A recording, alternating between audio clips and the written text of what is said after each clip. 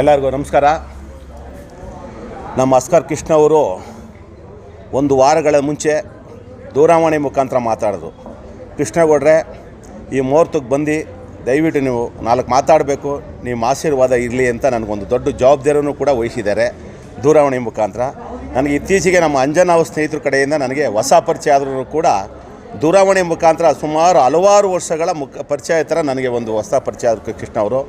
ನಾನು ಹಲವಾರು ಕುಟುಂಬದ ನನ್ನ ಕಾರ್ಯಕ್ರಮಗಳು ಇತ್ತು. ಇವತ್ತು ಮಧ್ಯಾಹ್ನ ಬರ್ತೀನಿ, ನಾನು ಬೆಳಗ್ಗೆ ಸಿನಿಮಾ ಮುಹೂರ್ತಕ್ಕೆ ಹೋಗಲೇಬೇಕು ಅಂತ ಹೇಳ್ಬಿಟ್ಟು ನಮ್ಮ ಶ್ರೀಮತಿ ಅವ್ರನ್ನ ಅಲ್ಲೇ ಕಾಯಿಸಿ, ನನ್ನ ಮಕ್ಕಳನ್ನ ಕಾಯಿಸಿ, ಆಸ್ಕರ್ ಕೃಷ್ಣ ಅವರ ಆ ಪ್ರೀತಿಯಿಂದ ಕರೆದಿರೋದಕ್ಕೆ ನನ್ನ ಮನಸ್ಸು ಇಲ್ಲಿ ಬಂದುಬಿಡ್ತು.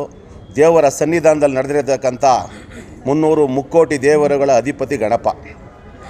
ಗಣಪನ ಸನ್ನಿಧಾನದಲ್ಲಿ ಮುಹೂರ್ತ ಮುಂದಕ್ಕೆ ಸಿನಿಮಾ ಯಾವುದು ವಿಘ್ನಗಳಾಗದೆ ಯಶಸ್ವಿ ಆಗಲಿ, ತೆರೆ ಮೇಲೆ ಬರಲಿ ಅಂತ ನಾನು ಗಣಪತಿಯಲ್ಲಿ ಪ್ರಾರ್ಥನೆ ಮಾಡ್ಕೊಳ್ತಾ, ಮತ್ತು ಒಂದು ಸಿನಿಮಾ ಮಾಡಬೇಕು ಅಂದರೆ ಅಲ್ಲಿ ಮುಖ್ಯವಾಗಿ ನಿರ್ದೇಶಕ ಒಬ್ಬರು ಸೂತ್ರಧಾರ ಅವ್ರ ಕೈ ಇರ್ತದೆ ಒಂದು ಸಿನಿಮಾ.